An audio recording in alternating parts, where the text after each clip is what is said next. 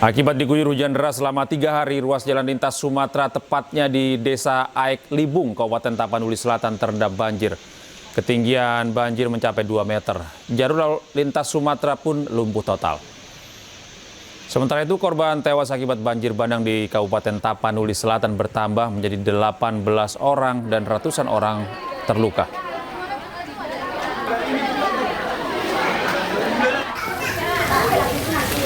Sementara itu di Sumatera Barat, sebanyak 97 kepala keluarga atau 327 jiwa jadi korban banjir bandang, tepatnya di Kecamatan Pauh, Kota Padang. Korban banjir masih bertahan di beberapa lokasi pengungsian. Salah satunya di SMP 44 Batu Buswak. Di lokasi ini 7 ruang kelas dijadikan ruang untuk pengungsi. Para pengungsi membutuhkan bantuan makanan, pakaian ganti, susu formula untuk bayi hingga selimut.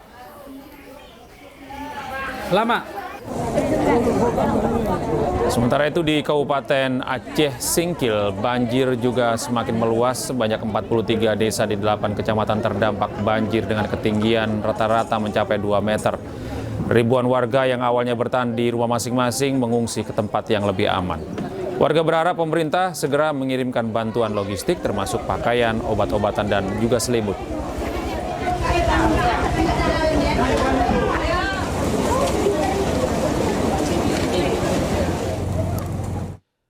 Dan pemirsa, untuk mengetahui situasi terkini di Tapanuli Selatan dan Padang, Sumatera Barat, kami telah terhubung dengan jurnalis iNews, ada Indra Mulia Siagian dan Budi Sunandar. Kita ke Indra terlebih dahulu. Selamat malam, Indra. Seperti apa kondisi banjir di Tapanuli Selatan dan hingga kini berapa korban jiwa maupun korban terluka akibat bencana ini? Ya baik, dapat kami sampaikan saat ini kondisi korban meninggal dunia, informasi yang kami dapat terakhir kali sekitar pukul 19 tadi ya, itu ada berjumlah 18 orang, Mbak. Kalau untuk korban luka-luka sendiri belum dapat kita pastikan karena data yang terakhir ya, yang kita himpun itu dari pihak rumah sakit, dari pihak puskesmas Batang Toru itu ada sekitar 113 orang.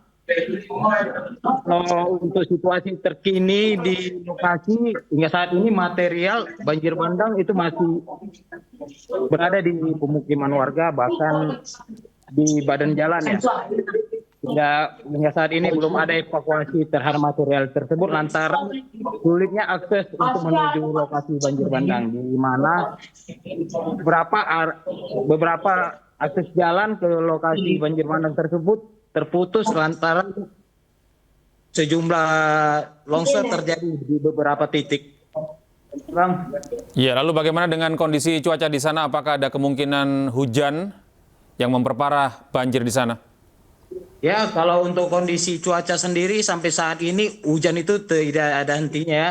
Hanya sekitar 5 menit dia reda, baru siap itu diguyur lagi segala macam seperti itu. Baik, terima kasih. Kita menuju Budi Sunandar di Batu Buswak, Padang, Sumatera Barat. Budi, seperti apa kondisi banjir di Padang pada malam hari ini dan seperti apa kondisi pengungsi? Ya, selamat malam Gede, selamat malam pemirsa. Hingga Rabu malam ini sekitar 327 jiwa dan terdiri dari 97 kepala keluarga di Batu Busuk ini masih bertahan di lokasi pengungsian yang berada di SMP 44 Kelurahan Lambung Bukit, Batu Busuk.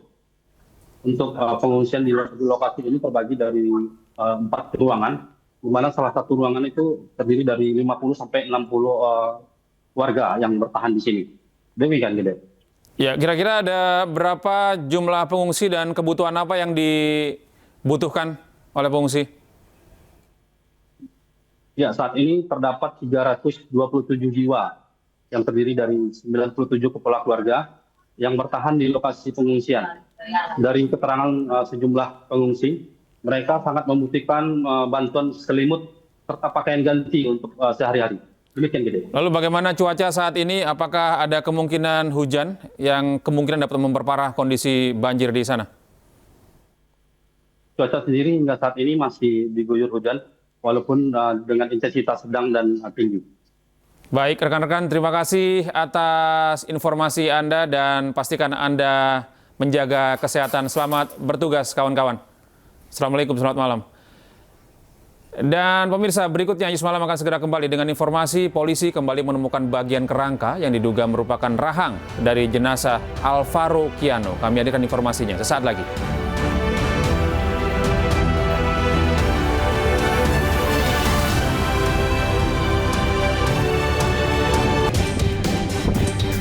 Belasan rumah di Desa Malari, Kecamatan Awangpone, Kabupaten Bone, Sulawesi Selatan diterjang angin puting beliung.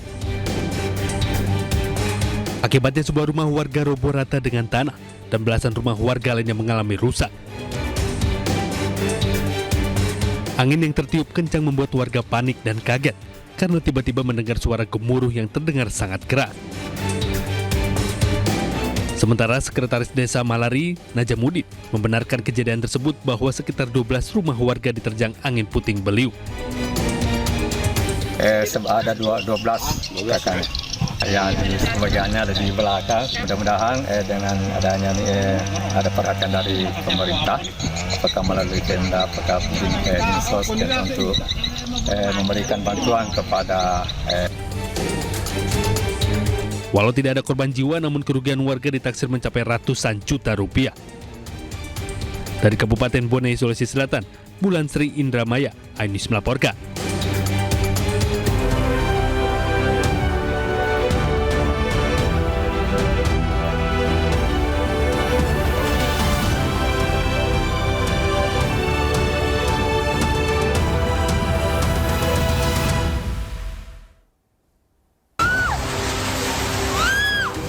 Delapan 18 orang tewas dalam bencana tanah longsor dan banjir bandang yang menerjang Kabupaten Tapanuli Selatan.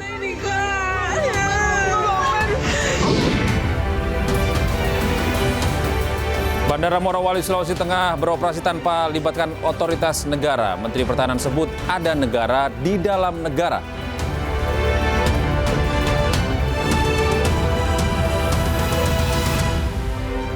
Halo, selamat malam pemirsa, menemani istirahat Anda pada malam hari ini. Anyus Malam akan kami awali dengan informasi.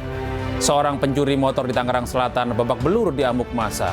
Bersama saya, Gede Satria. Inilah Anyus Malam selengkapnya untuk Anda.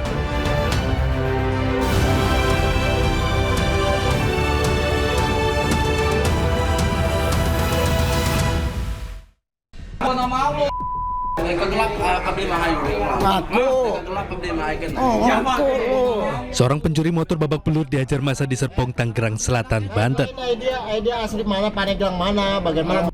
Sebelum diamankan, pelaku yang nekat beraksi di tengah keramaian ini mencongkel kendaraan milik ojek online dengan menggunakan kunci letter T. Aksi kejar-kejaran pun sempat terjadi karena pelaku berusaha kabur melarikan diri. Korban bernama Cidar mengatakan jika pelaku berjumlah 2 orang, namun yang berhasil ditangkap hanya 1 orang. Tiba-tiba datang, nggak tahu kan saya diemin dulu Pak, posisi dia, apa kunci dia buka kunci, baru saya teriakin maling Pak. Jadi saya ada bukti bahwa dia maling, kalau saya teriakin dia bukan nggak bisa. Pelakunya kayaknya 2 orang Pak. Sementara polisi langsung membawa pelaku ke Mapolsek Serpong guna mempertanggungjawabkan perbuatannya dan memburu rekan pelaku lainnya yang identitasnya sudah diketahui. Dari Tangerang Selatan, Banten, Nunung Purnomo, Ainus melaporkan.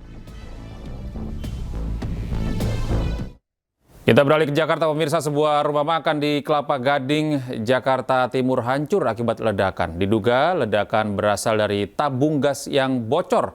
4 orang terluka.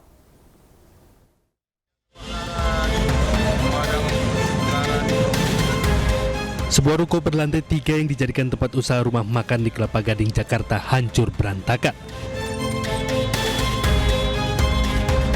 Selain isi bangunan, sejumlah kaca di lantai 2 dan 3 ruko tersebut juga pecah hingga berserakan ke jalan. Diketahui kondisi tersebut terjadi menyusul ledakan yang terdengar cukup keras dari rumah makan tersebut. Diduga ledakan tersebut berasal dari kebocoran tabung gas saat memasak. Sedikitnya 4 orang terluka. Gasnya nggak bisa dimasukin selangnya. Saya lagi posisi dijaga sana, tiba-tiba meledak gas, pecah banget gasnya, sampai yang tukang masak ini mental. Informasi yang kita dapat dari warga sekitar dan dari petugas puskesmas itu ada korban 4 orang Pak. 4 4 orang. Mereka siapa aja? Karyawan atau? Mereka bukan karyawan tersebut, Pak. Mereka karyawan di samping kanan dan kiri, Pak. Sejauh ini 4 korban luka-luka sudah dibawa ke puskesmas dan rumah sakit terdekat. Sementara kasus ditangani oleh Polsek Kelapa Gading, Jakarta Utara. Dari Jakarta, Sofyan Firdaus, iNews melaporkan. Pemirsa, seorang pria di Bengkulu nekat membakar kios milik kakak iparnya di Pasar Karmia Jaya. Akibatnya 30 kios pedagang ludes terbakar. Selamat ulang tahun, anak. Bakar kalau kau. Kau ya. Selamat ulang tahun. Inilah video amatir milik pelaku pembakaran kios milik kakak iparnya di Pasar Karmia Jaya, Simpang Kadis, Kota Bengkulu. Akibat perbuatan pelaku, 30 kios milik pedagang di pasar tersebut ludes terbakar, hingga para pedagang mengalami kerugian hingga puluhan juta rupiah. Dari video yang beredar tersebut, polisi langsung bergerak cepat menangkap pelaku yang tinggal tak jauh dari lokasi kejadian. Dari pemeriksaan sementara, pelaku nekat membakar kios kakak iparnya tersebut karena persoalan keluarga dan dendam lama. Sebelum kejadian, pelaku sempat bertemu dengan kakak iparnya dan terlibat cekcok. Jadi memang benar kita telah mengamankan 1 orang yang patut diduga melakukan upaya pembakaran terhadap kios tersebut dengan inisial FS. Saat ini kita masih memeriksa saksi-saksi untuk menguatkan bahwa perbuatan dari terduga pelaku dan apa saja yang dilakukan selama itu bisa kita dapatkan. Saat ini pelaku masih menjalani pemeriksaan Satreskrim Polresta Bengkulu. Pelaku juga diketahui punya riwayat ketergantungan obat-obatan. Dari Kota Bengkulu, Endro Dwirawan, iNews melaporkan.